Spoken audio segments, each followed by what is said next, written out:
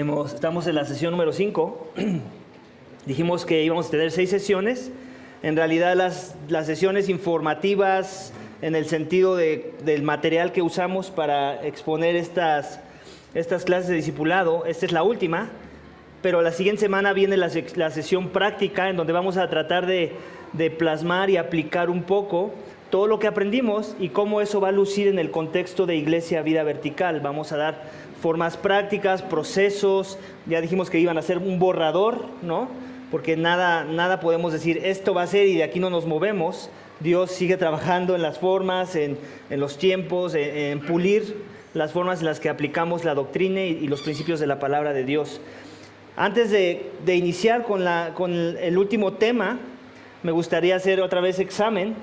Recuerdas que estábamos trabajando en una definición de lo que significa un liderazgo bíblico de ancianos, y más que una definición, el autor del libro en el cual me basé para estas enseñanzas nos dio 5 características o 5 rasgos que debemos estar buscando y que de forma general debemos estar usando como nuestra definición. ¿Recuerdas cuál es el primero? El liderazgo debe ser pastoral. ¿El segundo? Debe ser masculino. Bueno, no era, creo que necesariamente el segundo, pero sí entra dentro de la lista. ¿El tercero? Compartido. Okay. No importa el orden de los factores no altera el producto, pero digo, como para hacer un poco memoria cómo hemos ido avanzando. Pastoral, compartido, masculino. ¿El cuarto? Competente. Y ahora en esta semana nos toca que el liderazgo debe ser un liderazgo de siervos, que de alguna forma está atado con el pasado que ya vimos, competente. Nadie que no es un siervo o que tiene una actitud de siervo en su forma de liderar, podríamos llamarle competente para la labor. En realidad es parte, está unido, está traslapado con lo que vimos la semana pasada. Entonces, les soy honesto, les recuerdan que les dije que hay un libro grande y luego tenemos un libro más chico que es en el que me basé. Y de ese libro más chico yo traté de hacer mi mejor resumen de esa sección. En este caso, la verdad es que no me alcanzó la mente para hacer un resumen, porque todo lo vi muy importante. Entonces, básicamente, todo lo que vamos a ver en esta parte de este tema es todo lo que está escrito en ese librito chiquitito. Y ya nada más yo me voy a detener, como lo hemos estado haciendo, y voy a ahondar un poco más en algún tema o en alguna perspectiva, o dar algunos ejemplos de lo que se refiere el autor en lo que él ya nos da de por sí. Entonces, no son mis ideas otra vez, esto está en un libro, y si quieren después, ahí tengo unas copias que podría repartir a los más interesados. Dice, de la misma forma en que el cristianismo influenció en el Imperio Romano, el mundo grecorromano también afectó el curso del cristianismo. O sea, hubo una transferencia de influencias, vamos. Al referirse a las influencias paganas sobre el cristianismo primitivo, Kenneth Scott Lauret, no sé si lo pronuncié bien, el famoso historiador de la Iglesia y profesor de misiones cristianas, afirma que los conceptos romanos sobre poder y gobierno corrompieron la vida y la organización de las iglesias primitivas. Esta es una cita que nos está dando el autor del material que es mi fuente. Dice, este investigador señala la penetración en la iglesia de ideales, contrarios al evangelio, especialmente el concepto del uso del poder, un concepto que estaba en franco contraste con lo que había mostrado Jesús en su vida y enseñanza, en la cruz y en su resurrección. Esto sigue diciendo Lauret. Demostró ser una amenaza casi desastrosa para el cristianismo. Entonces, muchas veces pensamos, ¿cierto?, y así ha sido tristemente, que conforme han pasado los años, después de que Cristo estableció la primera iglesia, los primeros discípulos, obviamente conforme ha pasado el tiempo, se han ido diluyendo las doctrinas, se han ido transgiversando las verdades que ellos predicaban y que vemos reveladas en la palabra, ¿cierto? Ese ha sido el caso, y a veces se nos ocurre pensar que no pasó, que tuvo que pasar mucho tiempo para que eso fuera verdad. La realidad es que no fue así. La realidad es que el engaño, la mentira, la persuasión del mundo y la influencia del mundo hacia la iglesia vino desde muy temprano en la edad de la iglesia primitiva. Tan temprano como lo podemos ver en las cartas de Pablo, que siempre estaba advirtiendo a la iglesia local de los falsos maestros, de las falsas enseñanzas, de aquellos burladores, ¿okay?, de los perros, lo vimos la semana pasada, ¿no? Desde muy temprana edad el ataque, la influencia de Satanás y el ataque de los ministros de Satanás ha estado ahí en el primer siglo de la iglesia temprana. Así es que no es sorpresa que hasta nuestros días sigamos arrastrando ciertas influencias que permearon la iglesia de ese tiempo y que siguen permeando la iglesia de nuestros tiempos. Influencias malas, claro está. Vamos a continuar la lectura. Dice, creo que es más acertado decir que los cambios de concepto y estructura que tuvieron lugar en el seno de la iglesia durante los primeros siglos del cristianismo fueron desastrosos. O sea, esa es la palabra que él encuentra adecuada para el momento, para describir lo que nos está tratando de ilustrar. Dice, el cristianismo, que es la más humilde de las religiones, se degeneró y convirtió en la organización religiosa jerárquica más ambiciosa de poder que existe sobre la tierra. Este sigue siendo Lorenzo, el autor que lo cita en nuestro libro. Continúa diciendo, después de que el emperador Constantino elevó el cristianismo a la categoría de religión oficial en el año 312 después de Cristo, los cristianos que antes habían sido perseguidos se transformaron en perseguidores de todo aquello que se les opusiera. ¿Te suena? ¿Te suena un poco no tan atrás la Santa Inquisición? Surgió una casta clerical y sacerdotal que carecía de respaldo bíblico, ambiciosa de poder, prestigio y autoridad. Básicamente, en resumen, esa es la influencia de Roma al liderazgo de la iglesia de aquellos días y que continúa pasando en nuestras iglesias. Dice, hasta los emperadores romanos llegaron a tener influencia en el desarrollo de las iglesias cristianas.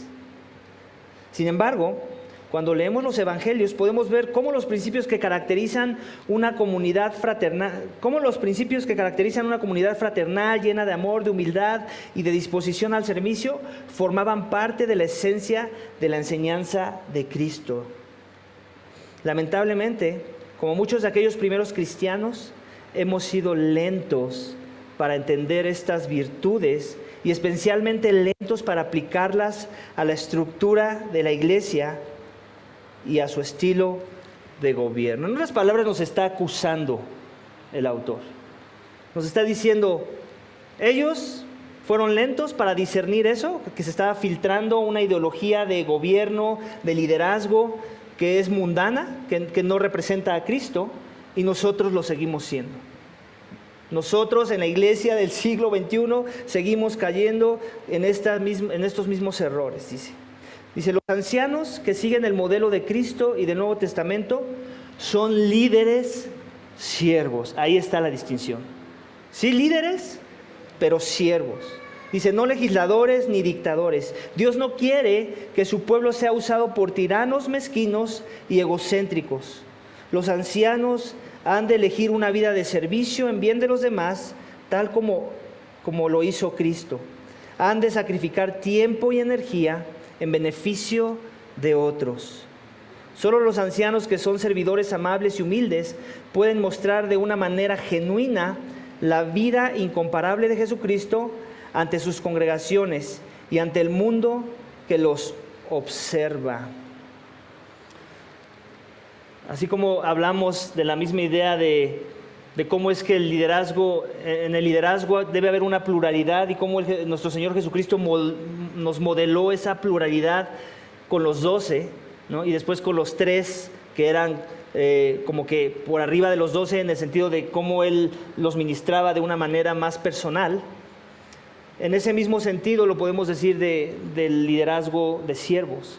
Nuestro Señor Jesucristo no nada más dijo, sí, tú lo dices, yo soy el rey de los judíos, sí, tú lo dices, yo soy el Mesías, o sea, yo soy aquel que tiene la autoridad y que es digno de toda adoración, sino que Él también iba y servía a las masas.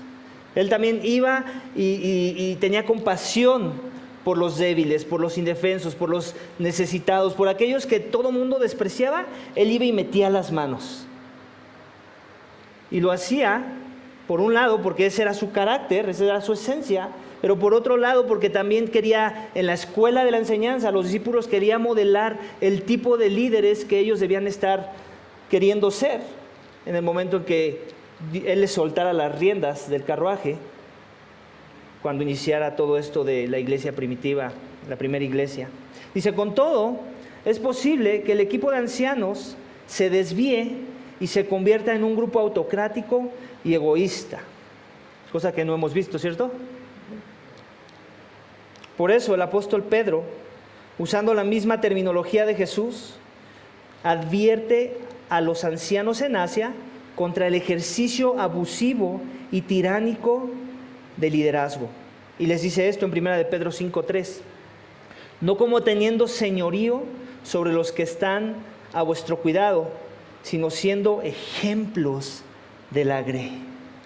Ahí está, la vida con ejemplo, la doctrina con ejemplo, el liderazgo con ejemplo. Alguien de ustedes, no sé si está aquí, si por ahí está, me decía que viene de una iglesia en donde era casi pecado ver pasar al pastor cerca de ti, no sé si te lo encuentras en el pasillo, y que lo vieras cargar su Biblia o su computadora o lo que sea que tuviera en la mano. Era casi pecado que no te detuvieras, lo detuvieras y le dijeras, dámelo, pastor, yo necesito llevarte esto.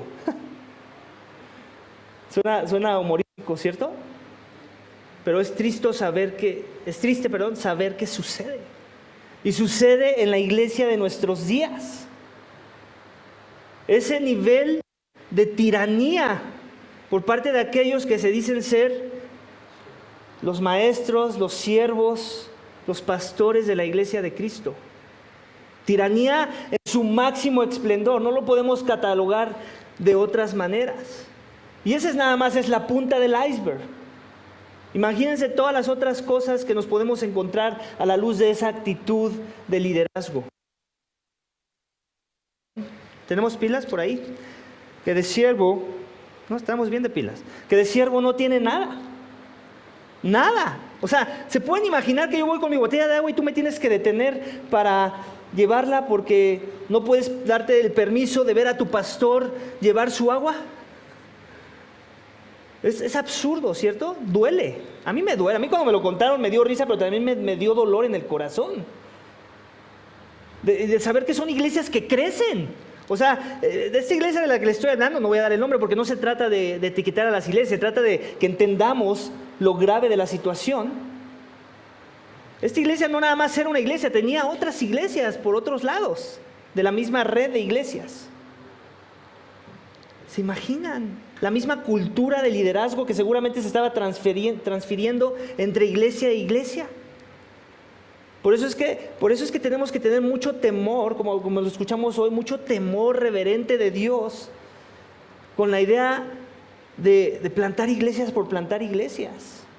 Porque todo lo que plantemos, de una forma u otra, directa o indirectamente, se va a reproducir según el modelo que tengamos, según el prototipo de iglesia con el que iniciemos ese proceso de plantación. Tenemos que tener mucho cuidado de eso. Y tenemos que tener líderes piadosos, líderes sanos, líderes que entienden que el liderazgo al que Cristo nos llamó es un liderazgo de siervos. De donde la pirámide no es la pirámide del mundo, donde aquí está la pirámide, tú sabes, la base, ahí están todos los que están en operación, ¿no? En la empresa, y luego aquí arriba un poco los directivos que también le entran un poco a la operación, y después arriba los que ya son los jefes que nada más se dedican a leer correos y dar instrucciones, y hasta arriba el gerente general o CEO, ¿cierto? Esa es la pirámide del mundo en el liderazgo. Y entre más autoridad tienes, más subyugas a los que están bajo tu puesto. Con Cristo se voltea la pirámide. Y el que quedaba hasta arriba, ahora lo tenemos abajo, sosteniendo el peso de todo lo demás. Esos que quedan arriba de la pirámide, que ahora queda así, antes la teníamos así, ahora queda así, van a trabajar, sí, van a sacrificar también, pero ¿en base a qué modelo? En base a la cultura de liderazgo que ellos puedan percibir del que queda abajo, de los líderes que Dios pone para su iglesia. Y si el líder no está modelando humildad, sacrificio, si no está modelando una actitud de servicio, adivina qué va a pasar con la franja más grande de esa pirámide. Va a ser permeada de la misma idea, va a ser contagiada de ese modelo de liderazgo. Y por eso muchas veces esas iglesias crecen. Ahí está el secreto. Les venden la idea de tú vas a ser el de la cúpula un día. Es casi una estrategia de mercadotecnia. Tú vas a ser el de la cúpula un día, pero para que sea eso, para que eso suceda, primero tienes que servir aquí. Y lo tienes que hacer de esta forma y ni te salgas de la línea. Porque en el momento que te salgas de la línea, vas a quedar desechado. Se te acabó tu oportunidad. Y es muy riguroso, casi como el ejército a veces.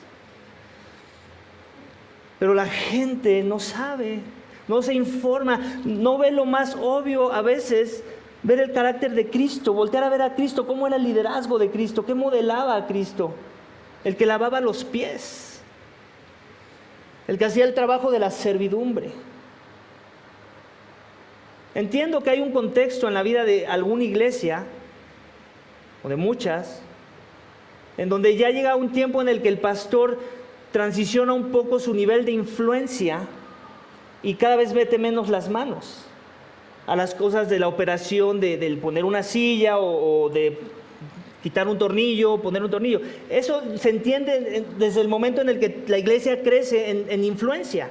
Pero eso no quita la actitud del pastor. La actitud debe estar siempre ahí. Que en el momento en que no hay alguien para quitar un tornillo, él es el que va y lo quita. Sin ningún problema y sin sentirse menos por la labor. Hablemos de pastores que conocemos. Un Miguel Núñez. Si te soy honesto, yo no veo a un Miguel Núñez, o sea, no me lo imagino, nunca he ido a su iglesia, igual y sí, y me voy a llevar la sorpresa de mi vida. Si te soy honesto, no me imagino a un Miguel Núñez moviendo una silla, pero no porque no quiera mover una silla.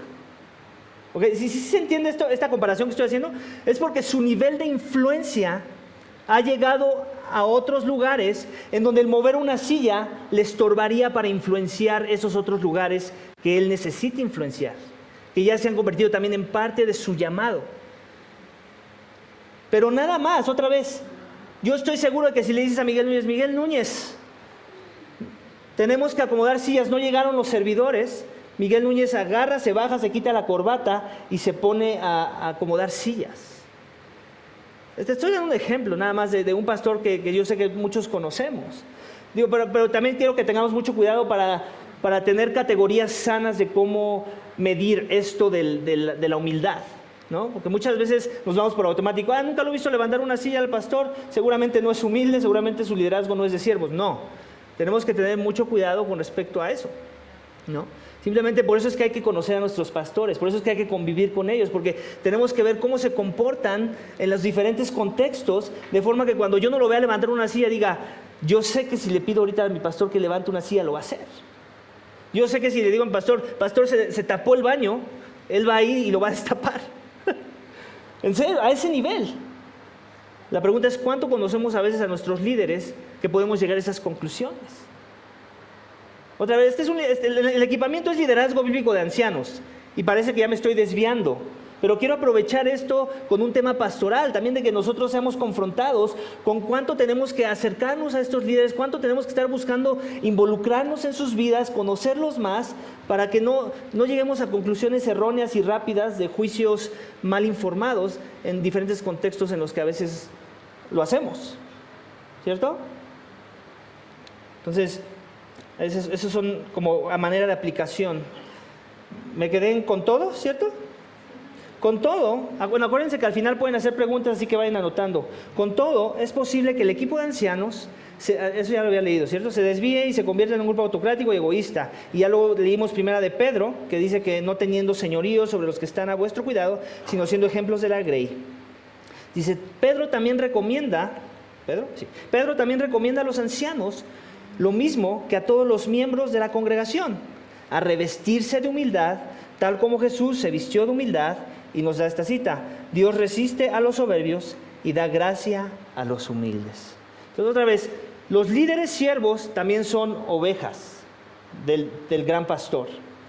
Y la misma predicación que Él da a las ovejas de las palabras de nuestro Señor, de buscar la humildad, de los apóstoles que hacen eco a esas palabras, es la predicación para Él también. La humildad es central, la humildad tiene que ser modelada, y cuanto más cuando hay una posición de influencia en un liderazgo. Tú quieres que los que sirvan con humildad, que tengan motivaciones correctas, pero si tú no las tienes y no las modelas, obviamente, ¿qué va a pasar con la Grey? Van a imitar esa actitud. Amén. Vamos a continuar la lectura. Pablo les recuerda a los ancianos en Éfeso que deben ser ejemplo de humildad. En Hechos 20:19 describe su propia manera de, lo que viene entre comillas es lo que dice Hechos, servir al Señor con toda humildad. E implica que los ancianos también deben servir al Señor con la misma actitud. ¿Ok? ¿Actitud de qué? De siervo. Puesto que el orgullo es una tentación que nos acecha, un cristiano principiante no debe ser designado como anciano. Lo vimos en 1 Timoteo 3:6. ¿Recuerdas? No un recién converso, no sea que se envanezca. Dice, además de pastorear a todos con una actitud de servicio, los ancianos deben relacionarse entre ellos con humildad y amor.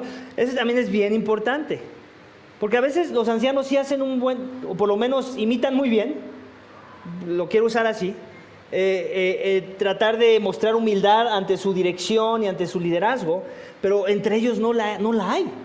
¿Les ha pasado? ¿Han conocido grupos así? Entre ellos no la hay. ¿Qué está revelando eso? Que no hay integridad en medio de ese liderazgo. O sea, sí son pacientes para con la Grey, pero entre ellos no hay paciencia. Ellos no se extienden gracia, humildad, paciencia, misericordia. Y si eso no se está dando desde arriba, tarde o temprano la bomba va a estallar abajo, se los digo. No, la piedad no la podemos fingir, no la podemos manufacturar. Solamente el Espíritu, la palabra que nos limpia la da, y esa tiene que, y cuando en verdad está ocurriendo eso, empieza desde los líderes. Y si no hay dinámicas e interacciones de humildad entre ellos, tarde o temprano eso va a permear a la iglesia, a los diferentes ministerios, a aquellos que se congregan, los que son las ovejas que están a su cuidado. Y se deben ser capaces de llegar entre ellos al consejo paciente. ¿Eso qué es? ¿Para eso qué necesito? Humildad. Ceder, humildad. Persuadir en humildad. Escuchar con humildad. Aceptar el desacuerdo, se necesita humildad. Perdonar, eso revela la humildad. Recibir reprensión y corrección, para eso se necesita mucha humildad.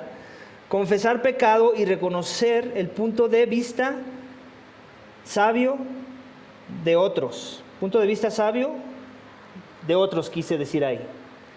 No de nosotros, de otros. Aún en aquellos con quienes no están de acuerdo. Arduo, ¿cierto? El llamado es peligroso, iglesia, pero también es sacrificial. O sea, no es cualquier cosa. Son muchas cosas que tenemos que considerar, y todas ellas permearlas de la humildad de Cristo. Deben ser capaces de someterse unos a otros. Ya hablamos de que sí hay una pluralidad de ancianos, sí hay un primero entre iguales, pero eso no significa que alguien es el jefe y los otros son sus subordinados. Todos comparten la misma autoridad. Deben someterse, hablar con gentileza, amabilidad unos con otros, ser pacientes, capaces de ceder y de expresar lo que piensan. ¿Alguna vez se han enterado de esos que sí tienen una pluralidad de ancianos, pero los demás, los ancianos o los supuestos ancianos nunca contradicen lo que dice el pastor principal o el primero entre iguales? Todo el tiempo es sí, lo que él diga, sí, lo que él diga. Y él busca eso, por cierto. En esos modelos eso es lo que él busca. Gente yes man, como dirían en el inglés. Gente que todo el tiempo les está diciendo que sí. En el momento en que ven que alguien no se alinea a ese molde, va para afuera. ¿Para qué lo quiero cerca? ¿Alguna vez te has enterado de algo así? Sucede, tristemente sucede. Y esto tiene que ver con el mismo problema del corazón. No hay una actitud de siervo. En la iglesia que plantó la iglesia, que nos envió acá a mi familia y a mí, el pastor hace un entrenamiento que le llaman The Weekender, que le copiaron a la iglesia de allá de Mark Dever. y es donde creo que están una semana entera los personas que están aspirantes a pastores y los envían como a manera de entrenamiento. Y en The Weekender los dejan estar en sus diferentes reuniones pastorales, en algún proceso de disciplina. O sea, básicamente los dejan como auditando todo lo que está pasando ahí, con la esperanza de que aprendan cómo es que deben estar buscando ellos ser cuando tengan su iglesia o cuando los instalen en esa oficina.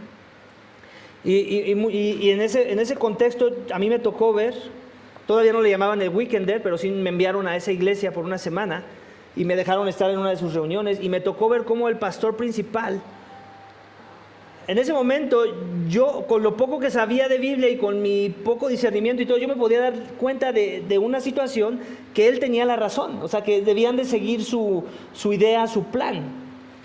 Pero había dos de sus pastores que no es que estuvieran en contra, como que todavía no estaban convencidos de que fueran por esa ruta en esa situación. Y yo pude ver cómo ellos tenían la libertad de expresarlo sin ningún temor a ser maltratados después o después a ser regañados. Y lo que sucedió es que se puso en pausa ese tema o ese punto de la reunión, y dijeron: lo vamos a retomar la siguiente ocasión, vamos a orarlo para que lleguemos a un consenso mayor, en donde podamos tener una conciencia tranquila de saber que todos estamos metidos en esto. Y también él nos llegó a contar que hubo momentos en los que él no estaba de acuerdo en alguna decisión, pero la mayoría de los ancianos que componían su liderazgo sí estaban de acuerdo. Y que entonces a él lo que le tocaba era decir: Señor, tú les diste el Espíritu, tú los pusiste a mi alrededor, me toca someterme a la decisión de la mayoría. Y que normalmente le sorprendía que efectivamente su decisión no hubiera sido la mejor. Fue la decisión de la mayoría que Dios usó, empoderados por el Espíritu, obviamente guiados por la palabra, para que se tomara la decisión que mejor convenía a la iglesia. Y otra vez, no que la decisión del pastor principal hubiera sido mala, sino que la de ellos era aún mejor, o acomodada mejor según el contexto, o estaba considerando más elementos que iban a favorecer más la vida de la iglesia. ¿Se dan cuenta? Pero básicamente eso es lo que se espera de alguien que es un líder siervo, que todo el tiempo está viendo el mejor, que toma decisiones no pensando cómo me conviene a mí, cómo me facilita a mí esto las cosas, cómo es que yo me veo mejor. Que sus decisiones las toman no con esos filtros, sino más bien pensando: ¿qué es lo mejor para la iglesia? ¿Qué es lo que glorifica más a Dios? ¿Qué es lo que se alinea más a la perspectiva de la palabra, del principio que estamos tratando de analizar a la luz de las decisiones que estamos tomando? Esa siempre debe ser la actitud, y esa ya de por sí es una actitud de siervo. Cuanto más el servir con humildad. Dice: debe ser capaces de someterse unos a otros, hablar con gentileza, amabilidad unos con otros, ser pacientes, capaces de ceder lo que les digo que yo vi en esas reuniones, y de expresar lo que piensan con franqueza, en una actitud de verdad y amor, siempre con respeto, con humildad. Los ancianos más fuertes y más dotados no deben usar sus talentos como a veces ocurre en esos casos, para imponer su manera de pensar, con la amenaza de que abandonarán la iglesia y llevarán consigo seguidores egoístas. ¿Alguna vez les ha tocado ver eso? A mí me ha tocado escuchar, tal vez no ver, pero sí escuchar este tipo de situaciones, en donde el pastor amenaza con irse, porque de repente ya no siente que tiene la aprobación y el apoyo de los demás. Y de eso el Señor se burla, déjenme les digo.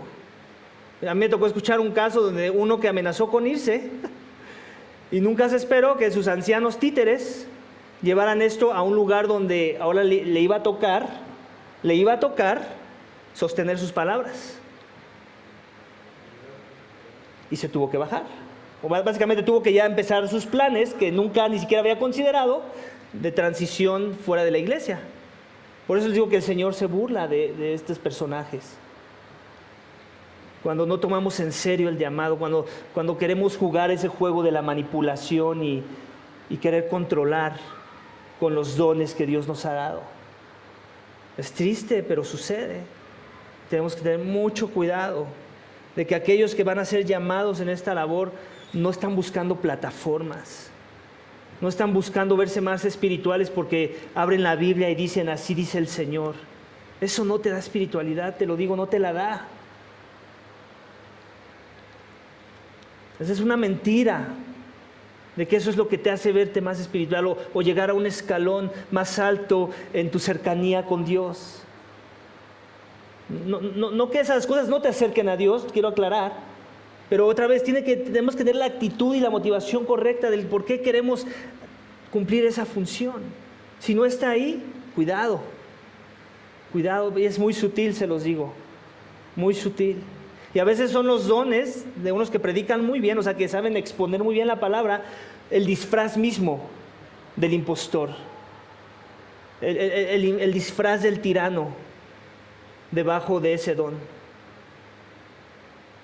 Por eso es que a mí también me emociona escuchar sermones que me dejan las frases, ¿no? Que hasta luego posteamos en el internet, ¿cierto? A mí también me emocionan esas. Pero tengamos cuidado de no emocionarnos lo suficiente como para dejar de observar el carácter de ese del cual salen de su boca esas frases, que son bíblicas muchas de las veces. Carácter. Otra vez tenemos que regresar a las bases. Carácter. Y después don. Amén.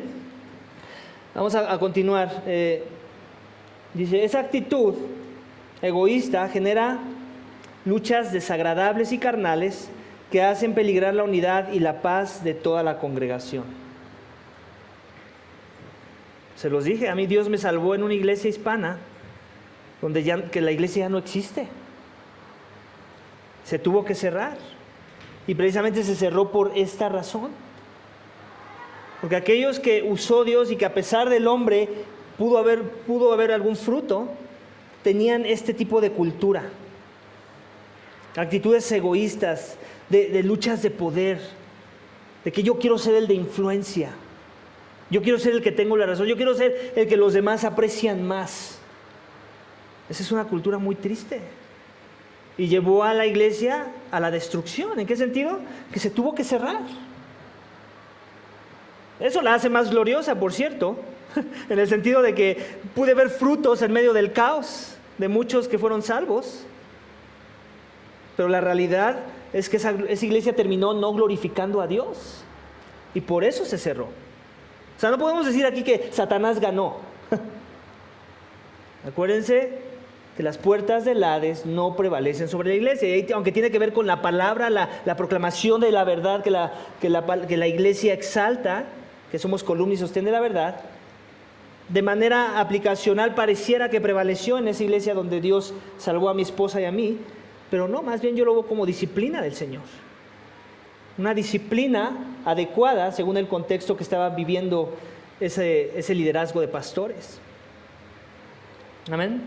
Dice, el hecho de que un anciano brinde servicio con humildad no implica falta de autoridad. Esto es bien importante también.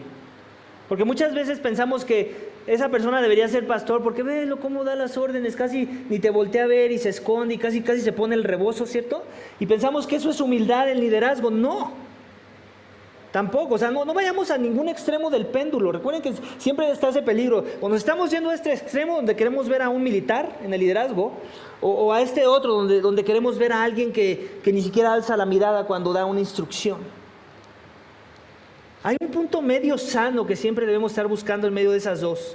Los dos son importantes, no mostrar un carácter altanero al dar órdenes, pero tampoco ser así como agachón que no das confianza a la hora de que dices las cosas. Básicamente puedes transmitir que no estás seguro de que se debe de hacer eso que estás pidiendo que se haga. Nuestro lenguaje corporal también importa. Todo importa. Dice, continúo leyendo, los términos con que el Nuevo Testamento describe la posición y el trabajo de los ancianos, y aquí pone entre paréntesis administradores de Dios, que es uno de ellos, obispos, otro, pastores, líderes, son expresiones que denotan autoridad y responsabilidad. ¿Sí se entiende? O sea, el título mismo ya viene implícito la autoridad, una posición de mando, por decirlo así. Obviamente un mando que no tiene un fin egoísta, sino de servicio. Dice, Pedro no hubiese podido advertir a los ancianos en Asia para que no actúen como teniendo señorío sobre los que están a vuestro cuidado, en 1 de Pedro 5:3, si los ancianos no hubiesen tenido autoridad. Otra vez, o sea, la misma instrucción trae implícito de que corren ese riesgo, como tienen una posición de autoridad, pueden caer en el error de usarla con fines egoístas. El mismo Pablo, al estar dando esa instrucción, es una instrucción de autoridad. Obviamente él como un apóstol de Jesucristo, pues era obvio. Pero también él mismo después dice que yo anciano entre ellos, ¿recuerdas? Él también se veía como un anciano. Dice, como pastores de la iglesia han recibido autoridad para guiar y proteger a la iglesia local. Eso lo vemos en Hechos 20, 28 al 31. La clave está en la actitud con que los ancianos ejercen tal autoridad. Otra vez, actitud es bien importante. ¿Cuál es su motivación detrás del por qué dijo esto o el otro? O hizo esto o el otro, o dejó de hacer esto o lo otro. La actitud debe ser la correcta. Un corazón recto delante del Señor, con motivaciones justas, con motivaciones de honrar la posición. Dice, siguiendo el modelo bíblico, los ancianos no deben aplicar con mano dura la autoridad que han recibido. No deben usar tácticas de manipulación, ni luchas de poder, ni mostrarse arrogantes y distantes. No con tácticas, iglesia. No siendo pragmáticos, ya lo vimos. Hay una diferencia entre tenemos que tener estrategias para hacer las cosas y la otra es confiar en esas estrategias como si en ellas estuviera la respuesta a los problemas o al discipulado o a la vida de la iglesia. O sea, un líder tiene que tener estrategias, tenemos que aclarar otra vez, no nos vayamos a ningún extremo, pero esas estrategias todo el tiempo deben estar subyugadas al carácter, a la doctrina misma y a motivaciones correctas del por qué esa estrategia existe. Y en el momento en que la estrategia se quiera poner por encima o a la par con las otras cosas que ya hablamos, los principios de la palabra, entonces la estrategia o debe ser pulida o debe ser desechada, porque no va a edificar al cuerpo, no va a glorificar a Cristo. Entonces la actitud es siempre la correcta. ¿Y cómo vamos a poder evaluar eso? Carácter. Siguiendo el modelo bíblico, los ancianos no deben aplicar con mano dura la autoridad que han recibido. Ya lo leí, ¿cierto? Vamos al siguiente. Nunca deben suponer que no tienen por qué rendir cuentas ante sus hermanos en la fe o ante Dios. Los ancianos no deben ser autoritarios, ya que esta actitud es incompatible con el servicio humilde. Cuando reflexionamos en el ejemplo de Pablo y en el de nuestro Señor, llegamos a la conclusión de que los ancianos, según el modelo bíblico, no son dictadores, son conductores. Me gusta esa frase, son de esas que hay que poner en nuestra plataforma, ¿cierto? Del Face. No son dictadores, son conductores. Otro sinónimo podría ser facilitadores. Dejémoslo en conductores, porque rima, hoy que hablamos de las rimas, ¿cierto? La rendición de cuentas, iglesia, es muy carente en la vida de la mayoría de las iglesias y Latinoamérica como que se lleva la corona. ¿Por qué? Porque nos han discipulado mal. Porque creemos que hay unos que están en posiciones de influencia que están por encima de la rendición de cuentas. Y la iglesia crece con una mentalidad de pensar que solo entre ellos se pueden animar o exhortar, pero al ungido de Dios, a los líderes de influencia, nadie me los toca. Porque ellos tienen su relación con Dios, es Dios el que me los disciplina. Esa es una mentira que ha entrado también al cristianismo de nuestros días. Yo se los he dicho y yo les he hecho la invitación. Ámame lo suficiente como para decirme qué ves mal en mi vida. Y también dame la esperanza de saber que tal vez necesitas una explicación que te va a ayudar a entender que no necesariamente estoy en pecado, que tal vez eso que estoy haciendo tiene una motivación correcta. O sea, las dos. O la oportunidad de arrepentirme, si ese es el caso. Pero háganlo. Háganlo conmigo o con cualquiera que vaya a ser su pastor de aquí en un futuro, si es que Dios te tiene que llevar a otra iglesia por alguna razón. Habla verdad en amor, con humildad. Obviamente asegúrate, ya lo hemos hablado antes, que lo que hables sea el principio de la palabra que tú quieres que sea exaltado, que sea enaltecido, no tu preferencia, no tu percepción. Acuérdense que tanto el pastor no debe estar buscando ser egoísta en sus motivaciones de su agenda, de la visión de la iglesia, como los miembros de esa iglesia. Preferencias, tradiciones, que a veces no son malas, pasan siempre a segundo plano. Pero todo lo que tenga que ver con la palabra, con un principio de la palabra y sobre todo con las doctrinas esenciales de la fe cristiana que no se están exaltando o que el carácter no está adornando esas doctrinas, tenemos que ser amorosos. Yo quiero usar esa palabra porque es que eso es. Tenemos que amar al hermano en su pecado. No importa si es el pastor o el líder de la alabanza o quien sea que nos guste cómo sirve. Se demanda sacrificio. Eso obviamente lleva un riesgo siempre, ya lo hemos hablado antes. El riesgo de ser malinterpretado, el riesgo de ser juzgado, el riesgo de ser desechado. ¿A quién queremos complacer? ¿A Dios o a los hombres? Pablo decía que si él servía a los hombres, no servía a Dios. Hagamos eco a esa declaración, pero vivámosla en una convicción real de poder hablar verdad en amor a la vida de las personas, sin importar si es tu pastor.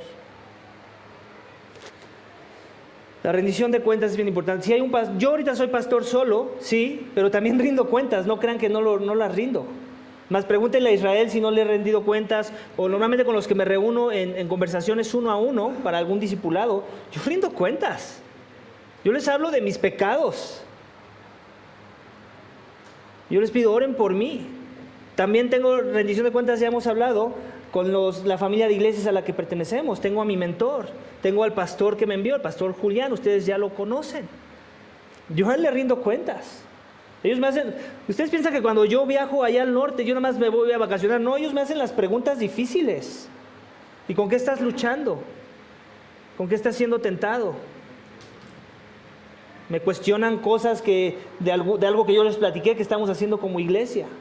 ¿Por qué lo estás haciendo? ¿Por qué lo dejaste de hacer?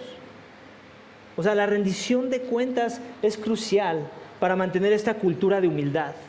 Si yo no le rindo cuentas a nadie, ¿qué revela eso? El orgullo del corazón. ¿Por qué? A nadie le debo de rendir cuentas, solo a Dios. Eso es orgullo. La Biblia no enseña eso. Amén. Dice, los verdaderos ancianos no controlan la conciencia de sus hermanos, sino que apelan a ellos para que sigan con fidelidad la palabra de Dios. Ahí está.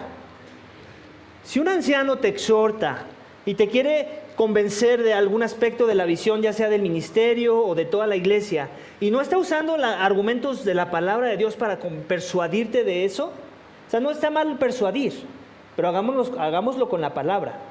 Si mi instrumento para la persuasión no es la palabra, lo más seguro es que tengo enfrente de mí un controlador, manipulador, que simplemente tal vez por ignorancia quiere replicar lo que le enseñaron, o a veces de manera intencional quiere implementar sus ideas y su agenda egoísta.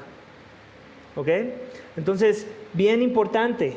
Así como te estoy animando a que tú exhortes a tus pastores o a tus líderes con la palabra y bajo el principio como base, lo mismo un pastor debe estar haciendo en discipular a las ovejas. Mira, no lo vamos a hacer así porque mira, lo que estamos buscando es el corazón del evangelio en esto, o el principio de la palabra en esta área, o que los hermanos sean edificados según el principio de lo que vemos en la carta de tal. ¡Wow! Ya ahí cambia la cosa. Siempre debe ser el poder del convencimiento de la palabra misma la que permee las decisiones, las interacciones, aún los debates que podamos tener entre hermanos. Dice, si no apelan a ellos para que sigan con fidelidad la palabra de Dios. Ese debe ser el principio. Por amor, los ancianos auténticos sufren y llevan la carga de las personas difíciles y de los problemas a fin de que las ovejas no se lastimen o no sean lastimadas. Los ancianos deben soportar la incomprensión y las faltas cometidas por otros para que la asamblea pueda vivir en paz. Esta es una de las partes que no nos gusta a los pastores. No nos gusta llevar todo el dolor de una situación. A veces no es sano, por cierto. A veces en eso también tenemos que compartir las cargas, ¿no? O sea, va a haber momentos en donde el pastor va a tener que abrir información para que todos estemos enterados. Sobre todo en aquellos casos, ya hemos hablado, donde hay peligro de que haya división. Sobre todo es en esa parte. Cuando una situación va a traer división, el pastor se tiene que abrir, tal vez no con toda la información, pero la suficiente para que todos estemos en la misma página con respecto a una situación. Pero cuando el problema no es división, yo me atrevería a decir, y eso no lo leí en el libro, simplemente lo que me ha dado la experiencia en el pastorado y lo que he visto en otros, es que el pastor se lo guarde y él lleve el moquetazo. Él sea el que lleve la carga, él sea el que no pueda dormir, él sea el que sufra las penalidades, él sea el que sufra las difamaciones. Solo en esos casos, cuando no hay división. ¿Por qué? Porque es parte de su chamba, es parte de su perfil. Para eso lo dotó Dios. Para recibir algunos golpes por encima de los golpes que va a recibir la congregación. Digo, a todos nos va a tocar.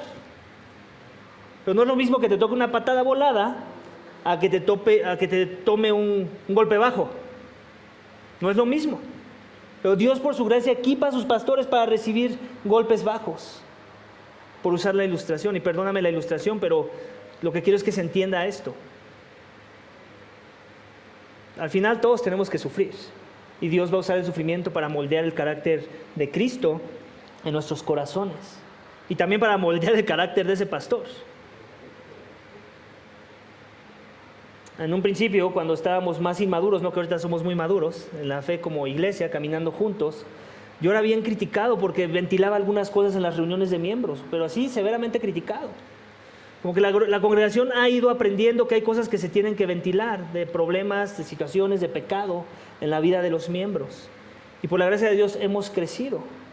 Pero aún con todo y que ya estamos creciendo en eso y que ya estamos más acostumbrados a esta dinámica de amor y de informar a la congregación de las cosas que son relevantes en la vida de la iglesia, no creas que yo revelo todo. Hay muchas cosas que me quedo. En realidad, te soy honesto, te cuento la punta del iceberg. Todo el tiempo. Hasta ahorita creo que Dios me ha dado la gracia de no compartirte más de lo que te debo de compartir. Te he dado la punta del iceberg, créeme. ¿Por qué? Porque Dios me está moldeando a mí también en entender que tengo que cuidar tu corazón.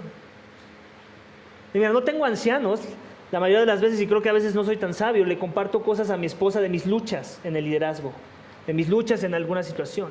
Pero aún a ella le he dicho, ¿sabes qué? Esto no te lo puedo compartir. O sea, mi ayuda idónea, aquella con la que tengo más confianza, digo, a ustedes les tengo confianza, pero si me pones a escoger, le tengo más confianza a mi esposa. Hay cosas que a ella no le comparto. ¿Por qué? Porque quiero cuidar su corazón. Porque no sería sabio, no sería amoroso de mi parte. Esto no te lo voy a compartir. Lo único que te puedo decir es que la persona se va mal.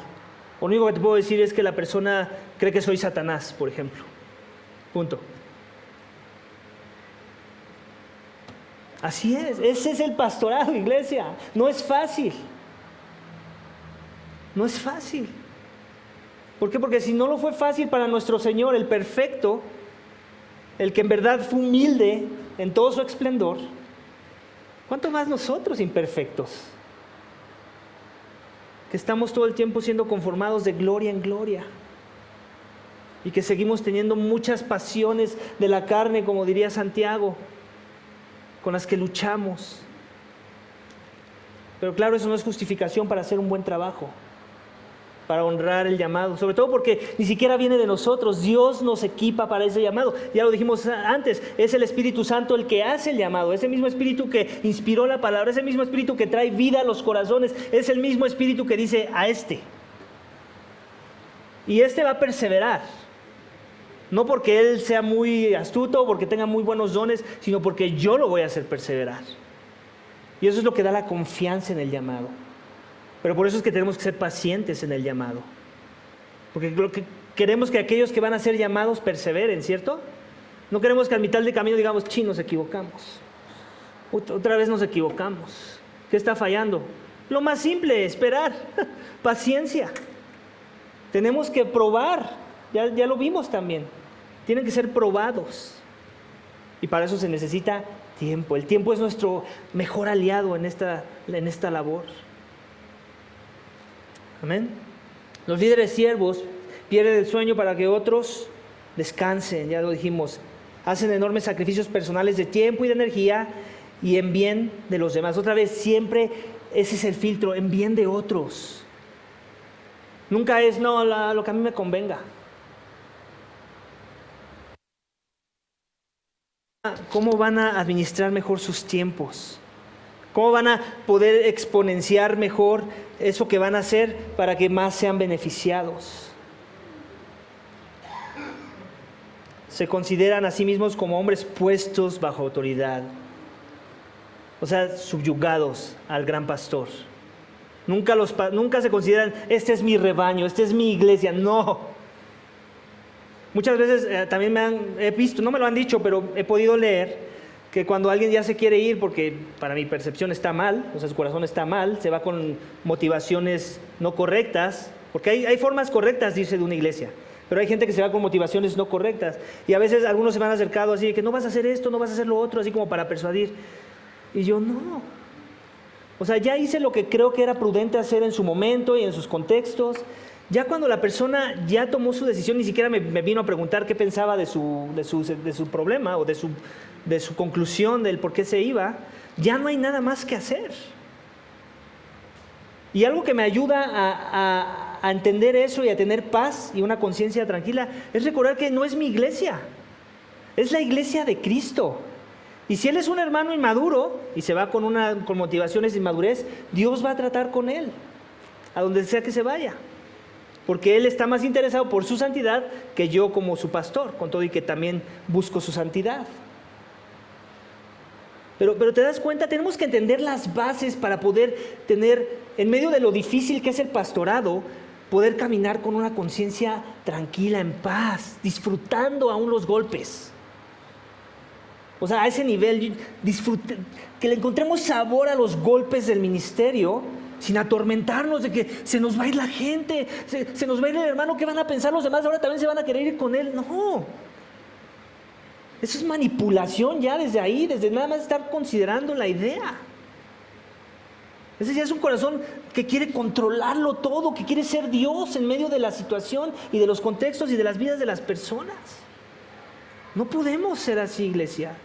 ¿Y por qué te comparto esto? Porque tal vez no vas a ser llamado al pastorado, pero también tienes un llamado de este tipo en entender, a discernir, a poder discernir los sazones y los contextos y cuando ya tu nivel de influencia hacia la vida de un hermano se ha acabado.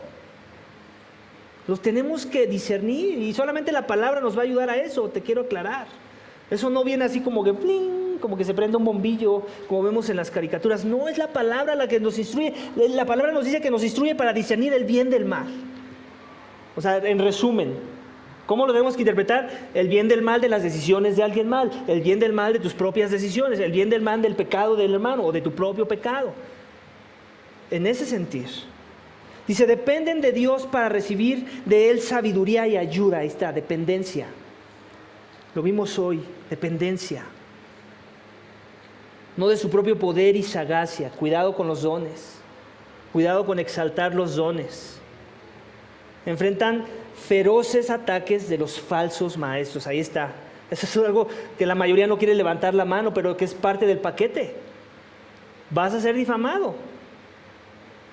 Si lo difamaron a él, ¿adivina qué? Te van a difamar a ti también. Y muchas veces, ni siquiera tiene que ver con un falso maestro, A mí me han malinterpretado, hermanos que amo y que tal vez están aquí presentes, cosas que digo. Y esas también las tengo que aprender a recibir, una malinterpretación de algo que dije. La esperanza es, ¿y cómo sé que fueron malinterpretaciones? Porque se han acercado a mí para decirme, oye pastor, tú dijiste esto. Y yo digo, gracias que viniste y que no estuviste regando esto por ahí, porque yo lo que quise decir, lo dije por esto y esta fue mi motivación para decir esto. Y ahí se arregló la cosa. Pero aún, pónganse a pensar todos los que no tienen esa confianza de acercarse al pastor para buscar una aclaración.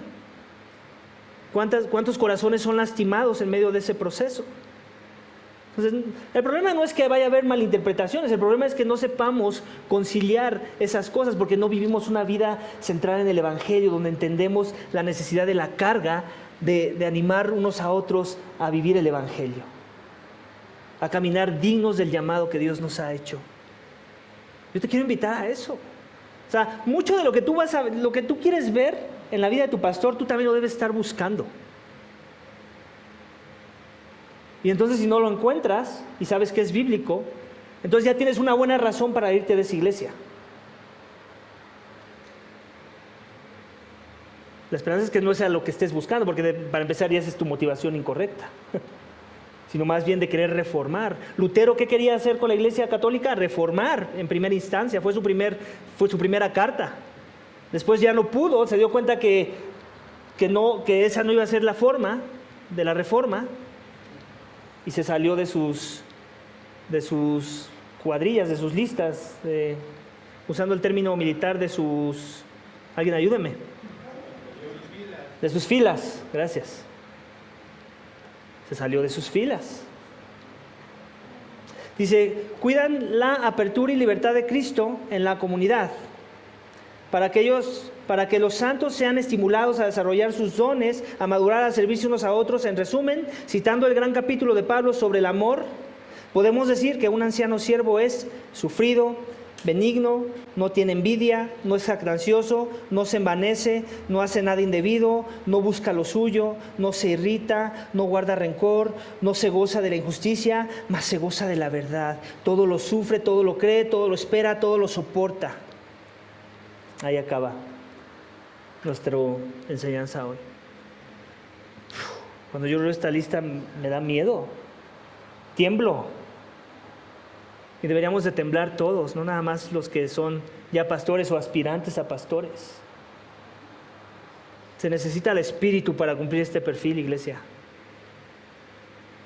Lo dijiste tú, Natán, se necesita el Espíritu, se necesita Dios obrando en los corazones. Yo no puedo. ¿Quién puede con estas cosas? Solo los que son llamados en verdad. Porque Dios, el que hace el llamado, es el que va a dar los dones para ese llamado y el que va a administrar la gracia que se requiere en el momento de las situaciones difíciles en medio del llamado. Y ese es Dios. Amén. Ahora sí, me quedan 2 minutos para preguntas y respuestas, pero es la penúltima sesión y vamos a extender gracias. Si hay más de 2 preguntas, está bien, ya estamos en la parte que acabó la instrucción o la enseñanza como tal, pero igual sabemos que las preguntas a veces también son un instrumento de enseñanza, ¿cierto? Así que no sé si tengan el micrófono para que quede grabado. Y si no está, no se preocupen, háganme la pregunta lo más breve y concreta posible y yo la voy a refrasear aquí en el micrófono que yo ya traigo para que quede grabado, sobre todo porque otra vez pueden instruir también, son de gran bendición muchas de las veces. ¿Alguien tiene alguna pregunta de este tema en particular? No de los temas pasados, si quieren eso de los temas pasados dejémoslo para nuestra última sesión, para que no se nos vaya el tiempo de lo que vimos hoy. Limitemos nuestras preguntas a lo que se tocó hoy, liderazgo de siervos. Específicamente hablando de lo que dice Pedro en su carta, en su primera carta acerca de los pastores. ¿Quién pastorea al pastor? Ajá, buena pregunta. ¿Quién pastorea al pastor? La respuesta tiene muchas vertientes. Primeramente, la respuesta simple es Dios. Es la que te va a dar todo mundo. Dios pastorea al pastor. ¿Ok? Pero vamos a la práctica. De manera práctica, ¿cómo se ve que Dios está pastoreando al pastor? ¿Qué instrumentos tiene Dios en sus manos para que el pastor sea pastoreado? Primeramente, la iglesia local. Y no la iglesia local que él está pastoreando. La iglesia que impuso manos. O sea, hay una confianza delegada que ya viene implícita cuando tenemos a un pastor que por el momento es pastor solitario o pastor único de la iglesia. Y la esperanza es que hayamos hecho nuestra tarea, ¿no? Si yo voy a ir a una iglesia, en este caso llamémosle Iglesia Vida Vertical, porque es el contexto real, ¿no? Y yo digo, me quiero congregar ahí, quiero llamar a esos pecadores redimidos que están ahí, mi familia, ¿ok? Yo tengo que hacer mi tarea. Y por eso la clase de membresía. Yo esperaría que me hicieran preguntas como, ¿y a ti quién te llamó al pastorado? ¿Quién no nos dice que tú eres uno de esos locos que inició un estudio bíblico y que empezó a juntarse la gente y que de repente sintió que Dios ya le había llamado al pastorado porque se estaban dando las cosas así? ¿Quién no nos dice que ese eres tú, Omar? Entonces ya Omar, le vas a dar la oportunidad de explicarte cuál fue su proceso para poder estar en esta oficina del pastorado, ¿no? Y la esperanza obviamente es que sea verdad, que no haya mentiras, ¿no? Y que todo sea en base a la palabra de Dios. O sea, cómo Dios nos muestra, sobre todo lo vemos en el libro de Hechos o en las cartas de 1 Timoteo 3 y Tito 1, cuál es el perfil que se debe estar buscando, la evaluación, que sea aprobado, como ya lo vimos en la carta de Pedro. Entonces, te digo, para otra vez ahondar en la respuesta es, primeramente, no la iglesia que él está pastoreando, la iglesia que lo envió. Si no tiene una iglesia enviadora, yo no me congregaría ahí. O sea, si tú me preguntas a mí de manera personal, Omar, ¿tú te congregarías en un lugar donde el que está ahí nunca fue enviado por nadie, sino más bien se autoenvió, según su contexto, sin importar qué espiritual suena la situación? Yo no me congregaría ahí. Yo, Omar. Entonces, primeramente, su iglesia enviadora. Después, la congregación de los santos. Otra vez, el hecho de que no tengamos todavía a 2, 3, 4 monitos que digamos, mira, este es tu anciano, este es tu anciano, ¿no? Eso no significa que yo no rindo cuentas a ustedes. Yo soy un libro abierto, pregúntenme. Y si estoy en una falta, denme la oportunidad de arrepentirme y de crecer en la conformidad a la imagen de Cristo. Entonces, hay un sentido en el que yo te rindo cuentas a ti. Por eso tenemos un pacto de membresía. ¿Qué dice el pacto de membresía? A ese pacto al que tú te sometes cuando te haces miembro, yo también me estoy sometiendo. Y tengo la expectativa de ti que hables verdad en amor a mi vida. Entonces, de manera práctica, cuando el contexto es que no tenemos una pluralidad de ancianos, la iglesia local es a la que me someto. Yo les rindo cuentas a todos ustedes. Mi esposa primeramente, empezando por mi familia. O sea, si no le rindo cuentas a mi esposa, otra vez, siguiendo las cartas de Pablo, ¿cuál es el perfil? Que no puede gobernar su propia casa. No le tengo confianza a mi esposa, ella no me tiene confianza a mí. Tomo decisiones arbitrarias en mi hogar. No le permito que me cuestione nada. Esa sumisión barata que a veces nos han vendido de que no, tú quédate callado y gana a tu esposo. No, está mal. ¿Qué es ganar a tu esposo en la humildad del Señor? Primero, sirve a tu maestro, al que es tu cabeza. No te dejes de congregar. Si tu esposo te dice que no te congregues, tú... O sea, otra vez ya me estoy desviando, pero no. La idea es esa, que tenemos que rendir cuentas en el hogar. Y si eso no está sucediendo, pues obviamente tampoco va a suceder en la congregación más grande. Y ahora la esperanza es que otra vez, si es una iglesia sana, van a buscar una pluralidad de ancianos. O sea, esa va a ser su oración, ese va a ser el perfil. Va a haber discipulados para que crezcamos en esa idea, en esa convicción. Y cuando ya tengamos una pluralidad de ancianos, ya no nada más van a ser los miembros de manera informal, si lo quieres ver así. Ahora ya vamos a tener un grupo de hombres que se van a estar viendo de manera regular, que van a hablar de los temas difíciles de la iglesia y que también se van a hablar verdad en amor. La esperanza es que antes de que empiecen a hablar de cosas de la iglesia, estén ministrándose con la palabra. O sea, que haya un estudio bíblico entre ellos. Vamos a llevar, no sé, la carta de Santiago. Vamos a ver qué nos dice capítulo 1. Comentemos, hagamos alguna aplicación, confesemos pecado. Y ahí está. Ahora sí podemos trabajar para el Señor.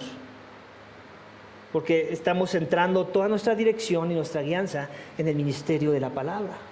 No sé si eso responde a tu pregunta.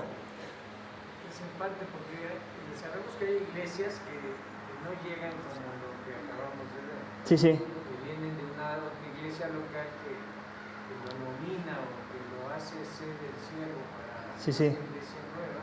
Ajá. Y finalmente argumentan en la pacto de membresía, que nada más se rigen por eso, pero en la práctica es totalmente lo opuesto, ¿no? Porque vemos las dictaduras o los cacicazgos que se viven en algunas iglesias, Sí. pero de alguna manera me queda claro que Dios, cuando permite eso, también es Dios trabajando. Claro, claro. Sí. Mientras uno como creyente, como hijo de Dios, que empieza a querer anhelar obispado, Claro. tenemos que ser muy puntuales en que finalmente, punto número uno, es Dios ante todo y Él es el que va a regir. Claro. Y me recuerda mucho cuando Jesús les dice a sus discípulos, ¿no? Que quiera ser grande entre ustedes va a tener que ser el último.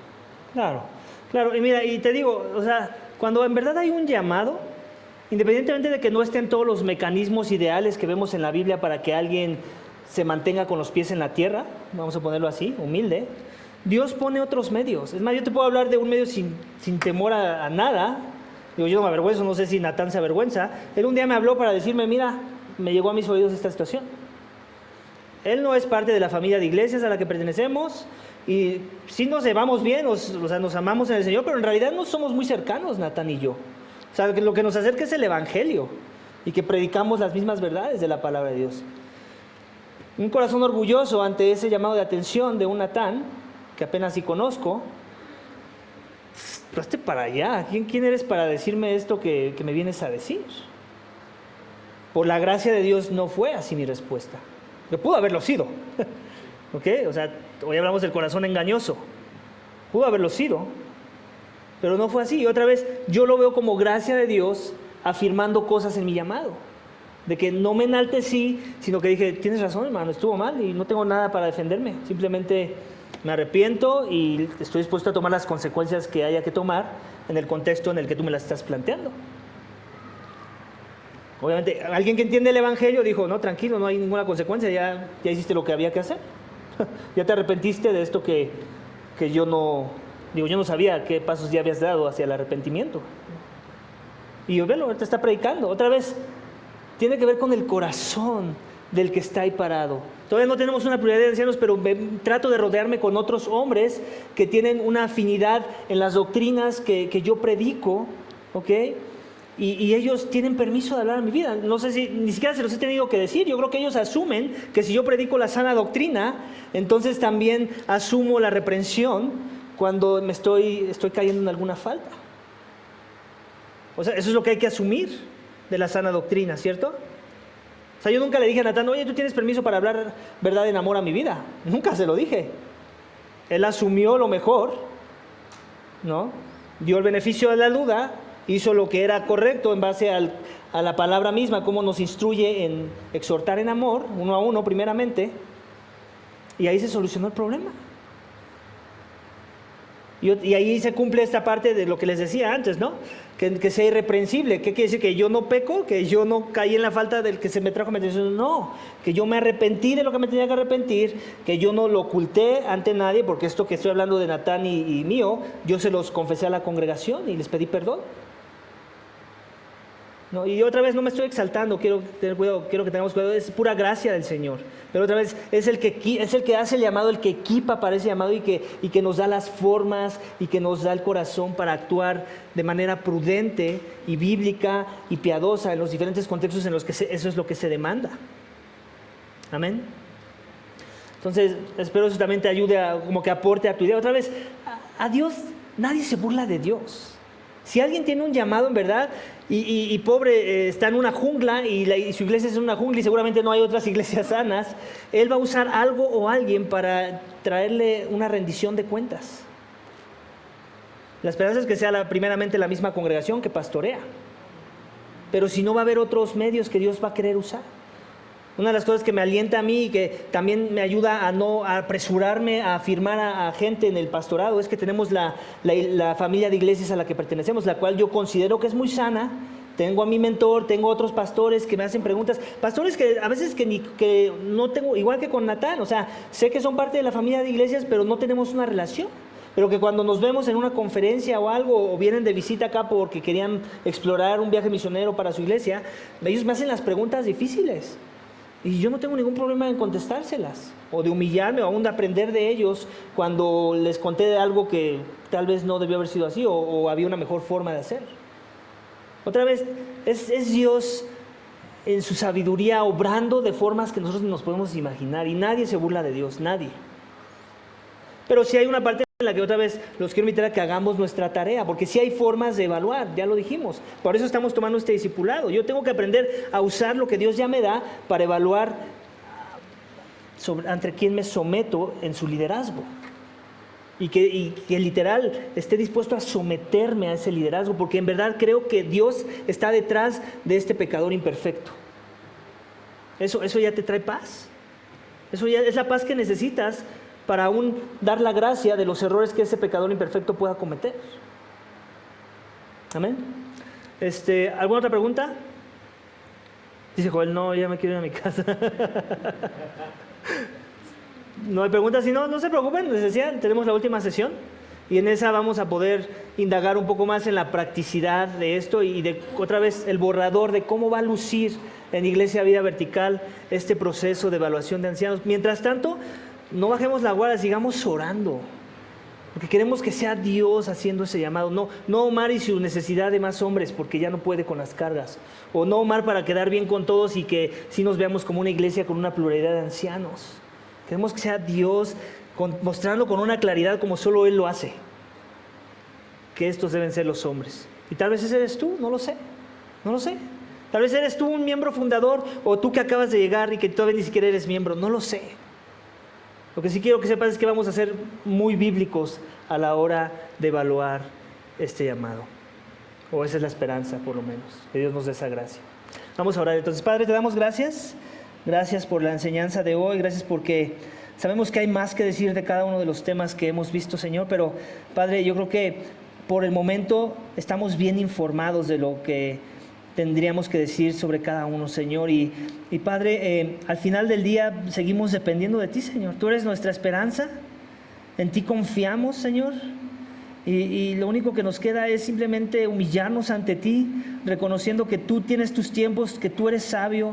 Nosotros hacer nuestra parte, pero siempre esperanzados en que tú, Señor, eres el que va a dar los resultados, Señor. Yo ruego para que el Espíritu Santo que mora en aquellos que ya han sido llamados a la gracia, también los motive y trabaje de una manera por encima del llamado promedio, Señor, a no nada más ser tus embajadores y tus testigos ante el mundo, sino ser aquellos que pastorean a aquellos que son tus testigos, Señor. Oh Padre, yo ruego que tú levantes no a uno, ni a dos, ni a cinco, a muchos, Señor, porque también eso nos abre puertas a pensar en poder bendecir a las naciones en otros contextos, como las misiones, como la plantación de iglesias, cosas que están en tu palabra y que queremos ser usados, Señor, a través de esas cosas que tú haces, Padre. Oh Padre, rogamos que sigas dando la gracia, Señor, a esta iglesia, al discernimiento de tu palabra, Señor, para poder actuar en base a tus propósitos y tus planes para Iglesia Vida Vertical. Te lo pedimos y te damos gracias en el nombre de tu Hijo amado, Cristo Jesús. Amén.